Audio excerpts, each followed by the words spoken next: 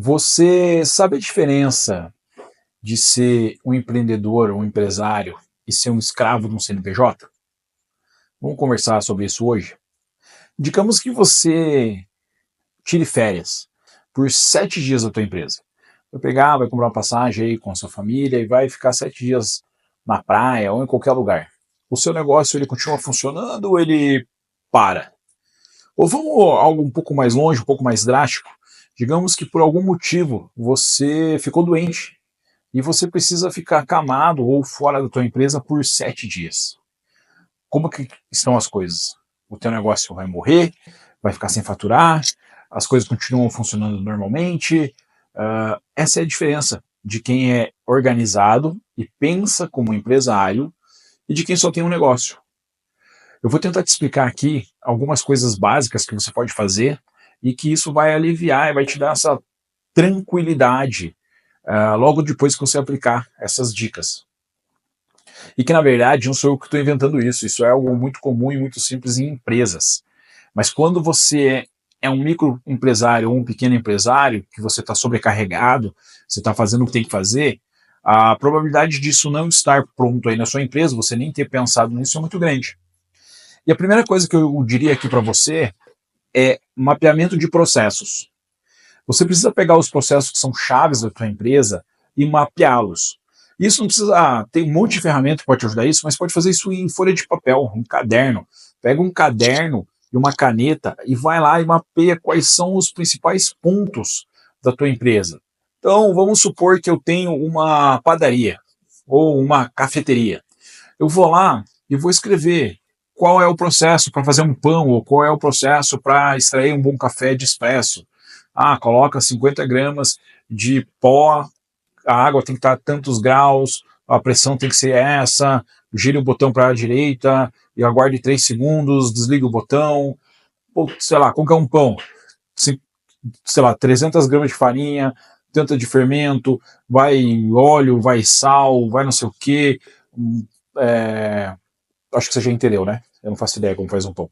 Mas, quando você escreve o processo, unte a forma, aqueça o forno por 30 minutos antes, coloque não sei o que, tire ele 25 minutos depois, faça um corte, e assim sucessivamente. Quando você mapeia isso, você escreve isso detalhadamente, você consegue delegar. E essa é a diferença de delegar e o famoso delargar. Uma coisa é você explicar para um colaborador como você faz isso, como que ele deve atingir aquele resultado, você acompanhar, deixar ele fazer uma, duas vezes, você acompanhar para ver se está tudo certo, corrigir o processo que você mapeou e aí implementar definitivamente um processo, tá? Do que você simplesmente falar para ele, vai lá e faça um pão, ou vai lá e tira um café. A probabilidade de dar errado ou não sair com perfeição, ela é muito grande. Então, esse é um ponto muito importante para começar a organizar a tua empresa. Mapeamento dos processos.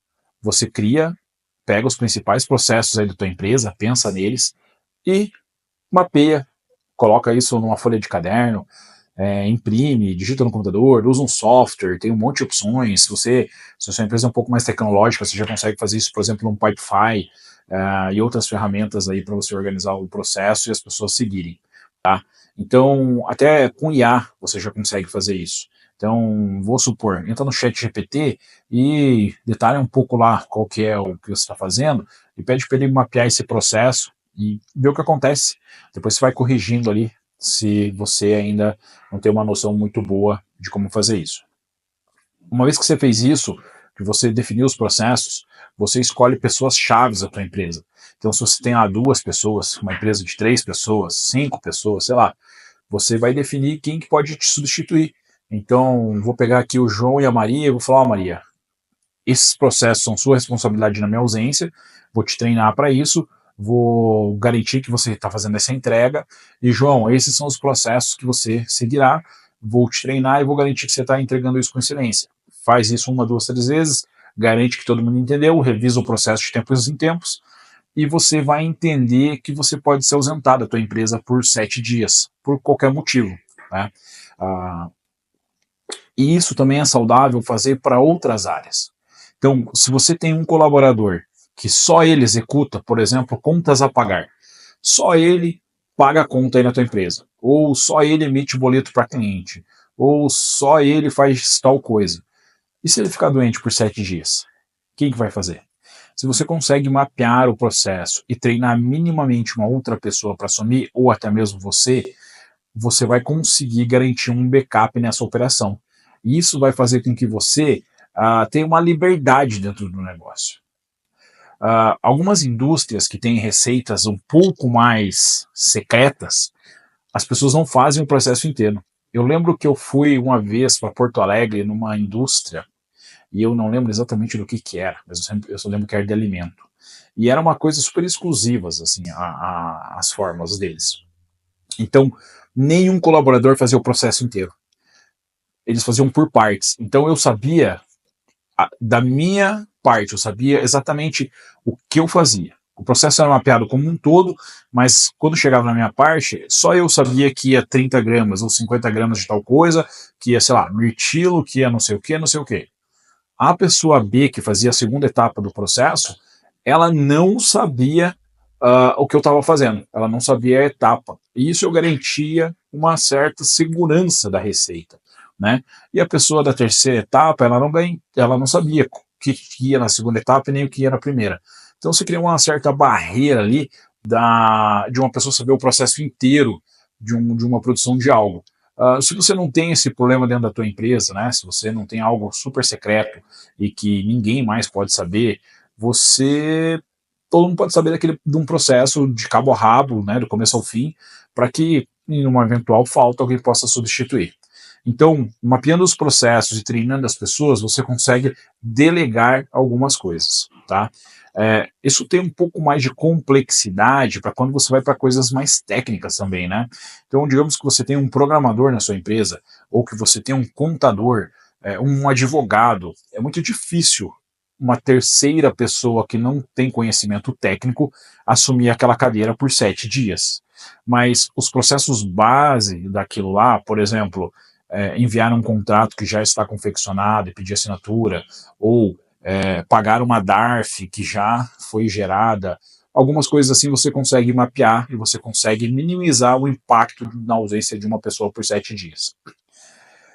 Se você não fizer isso, a probabilidade de ter gargalos na sua empresa por ausência de um colaborador ou outro é muito grande. Por exemplo, esse colaborador arrumou um outro emprego e ele não vai cumprir aviso prévio. E ele fala para você, numa sexta-feira à tarde, que na segunda ele já não vai mais. O que você vai fazer? Você vai esperar até você entrevistar pessoas, até você achar uma pessoa, treinar essa pessoa e esperar que ela assuma a cadeira? Se você não for fazer isso correndo, você tem pelo menos 45 dias aí pela sua frente. E isso é uma outra dica que eu dou também. O processo de entrevista, ele tem que ser contínuo.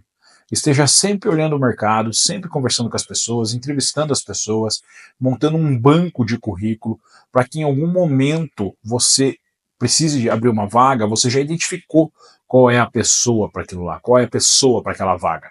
Então, numa companhia, o processo de recrutamento ele tem que acontecer o tempo todo. Então, o tempo todo eu estou conversando com as pessoas, eu estou entrevistando, fazendo teste, abrindo oportunidades, deixando claro que eu não tenho uma vaga aberta ainda, que é para um banco, e que no momento da abertura da vaga eu vou estar ligando para ela. Corro o risco dessa pessoa não querer mais, já está empregada, mas eu não estou iniciando o processo do zero. Eu já me mapeei e eu tenho 20 pessoas para ligar aqui no meu processo. Então, uma dessas 20, com certeza, eu vou estar trazendo para o meu time.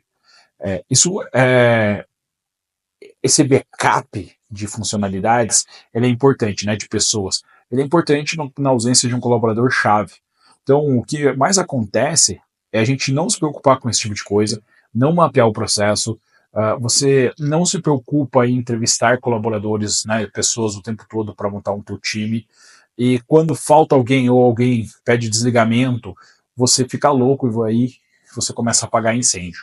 Então, o meu trabalho, e aqui a ideia do papo, é ajudar pequenas empresas, pequenas e médias empresas, a evitar o incêndio diário.